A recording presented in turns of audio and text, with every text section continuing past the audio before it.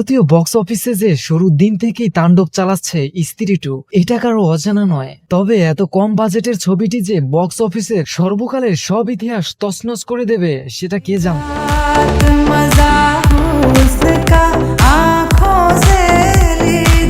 আমির খানের ছবি ছাড়া বক্স অফিসে যে ছবিগুলো এখন পর্যন্ত মাইলফলক তৈরি করেছে তার বেশিরভাগই অ্যাকশনধর্মী। অ্যানিমেল, জওয়ান কিংবা আরো যেসব ছবি বক্স অফিসে তাণ্ডব চালিয়েছে সবই অ্যাকশনের।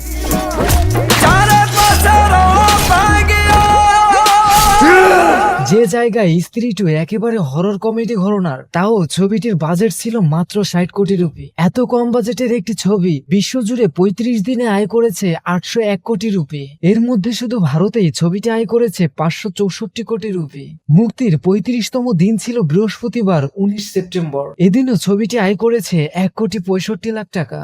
এমন পূর্বাভাস অবশ্য ট্রেড অ্যানালিস্টদের কেউ কেউ আগেই দিয়েছিলেন। ছবিটি প্রকাশের পর অনেকেই ধারণা করেছিলেন ছবিটি অন্তত 500 কোটি রুপি আয় করতে পারবে। এর পেছনে অবশ্য 2018 সালে নির্মিত স্ত্রীর সফলতাকেই সাঙ্গ করেছিলেন। স্ত্রী টু ছবিটিতে মুখ্য ভূমিকায় আছেন শ্রদ্ধা কাপুর এবং রাজকুমার রাও। অন্যান্য ভূমিকায় পঙ্কজ কুমার ত্রিপাঠী এবং অপরশক্তি খুরানাকে দেখা গিয়েছে। ছবিটি বক্স অফিসে এত দারুণ ফল করার পর নিজের প্রতিক্রিয়া জানিয়েছেন রাজকুমার রাও। তার কথায়, আমরা সবাই খুশি যে স্ত্রী টু এত ভালো ফল করলো বক্স অফিসে। দারুণ বক্স অফিস নম্বর উঠে আসছে। এখন থেকেই বোঝা যাচ্ছে প্রচুর মানুষ ছবিটি দেখছেন।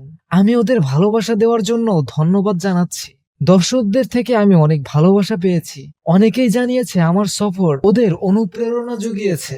বিনোদন ডেস্ক, বাংলাদেশ নিউজ টুডে।